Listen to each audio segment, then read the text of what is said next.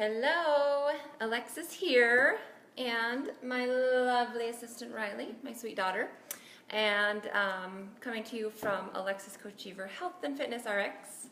Health and Fitness because it's my passion, RX, because I'm also a family practice PA, if you don't know me, and I just like to use some of my medical background and that kind of stuff to help share my love of fitness and health and bring it all to you. So today, Riley and I have a question for you.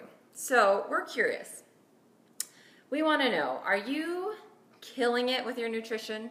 You are just on point, you are eating super clean, you're getting your workouts in, you're doing awesome, but your kids are still eating mac and cheese and goldfish? Trust me, I can relate. Well, we're past the mac and cheese and goldfish stage, right? Yeah. Yes. I eat what you guys eat. She does. Oh.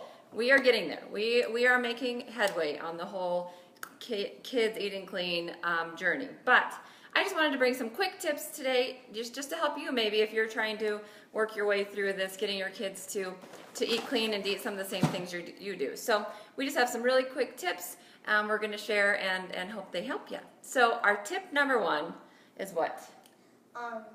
Baby steps, right? Baby steps. So you can't go from giving your kids Fruit Loops and Hostess cinnamon rolls to eating, eggs and broccoli for breakfast or steel cut oats and quinoa. If you do, you're going to get a massive pushback. So our recommendation is to take baby steps. Go slow. Choose things that are maybe better options than those Fruit Loops or Hostess cinnamon rolls. Some of the cereals we like. Oh, I left it over there. But we like to choose. It's okay, baby. We like to look at our ingredients labels. And what do we look for on ingredients labels? Shorter things. So fewer items on the ingredients list, right? And things that we can actually read. And things we can actually pronounce. We know what they are. And also, what's one of the main ingredients we look at on the list? How much? Good or bad. Sugar. Sugar. So if you're going in the cereal aisle, compare those labels. Look for things with less sugar. So I like to go for the least bad item. So rather than like the actual absolutely perfect clean choice, when you're just starting out, maybe just switch out a few things at a time. Another idea would be to switch out your white pasta and try quinoa pasta or brown rice pasta, whole grain pasta, things like that. So that's our tip number one. Tip number two, education. Knowledge is power, right? And even our kids can stand to learn about the food that they're eating. So our next, tip is to talk about food. When you're eating dinner, talk about the foods you're eating and why you're eating them and all the good things they do to their bodies. It's really easy in most cases to talk to adults about sugar and the dangers of sugar and the effects on our bodies.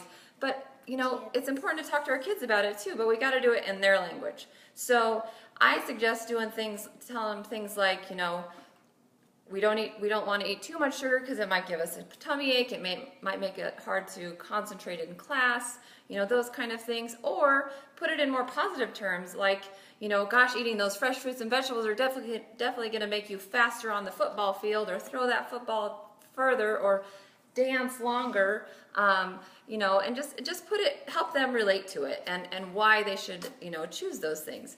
For older kids, a really good thing is to look up some documentaries. One of our favorites is Fed Up. And actually, Riley's watched Fed Up. And it's it's been a while. It's been a while. But some of it might be a little over their heads. But for your older kids, adolescent age, teenagers, it's a great, great informative documentary. Talk about the food industry and all the sugars that are added to our foods.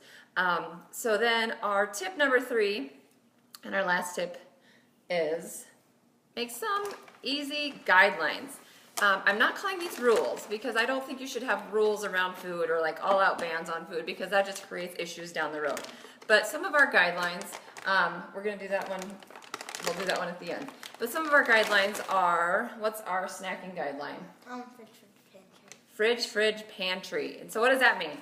So for snacking after school or when we make most meals, we like to use a pattern that our kids can relate to.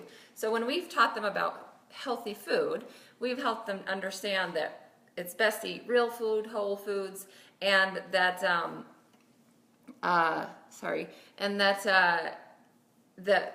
those kind of foods are the types of foods that we find in our refrigerator. That's the only way that those foods stay fresh. Whereas the foods that maybe aren't quite as healthy are the ones that live in our pantry. Because why can they live in our pantry forever? Because they have what? Bad ingredients that make them stay okay. Right, so they've got chemicals and Right. added sugar, right? So that's what helps them live there. So our fridge, pantry rule when it comes to snacking and meals helps to ensure, it, number one, empowers our kids to make their own choices and not have to ask me every single time. And it helps our kids to make healthier choices and fill up on those good foods. So what do? How does it work? So so when we get home, or like say I'm hungry or something, before I can go to the pantry and eat something from the pantry, I have to get 2 fridge items. Like say I got like cheese and Fruit, maybe, right? But we count peanut butter. Our peanut butter is in the pantry, but it only has like peanut. Right, butter it's and just water and peanuts, so oil. it sort of counts. So we count that as a fridge item, and we put that. So yeah, so we do peanut butter and bananas, or fruit and cheese, apples with peanut butter, those kind of things. And the trick is, it's got to be from 2 different food groups. So the kids also have to understand what the different food groups are. That's another piece of education you can give them, teaching them about all the different food groups. And so once they eat their 2 things from the pantry, if they're still hungry, once they eat their 2 things from the fridge, excuse me, if she wishes, no. If they're still hungry, then We can get. you get a pantry item, right? And so another tip about those pantry items, like I said about, when you're transitioning into clean eating and you choosing kind of better options, here's a couple examples that we like. So we suggest maybe getting rid of the Cheetos and the Doritos and those things with all sorts of dyes and colors and replacing them with something a little bit healthier. See, we still love, quote unquote junk food in our house, but we try and find the better options. So the ingredients in our potato chips are what?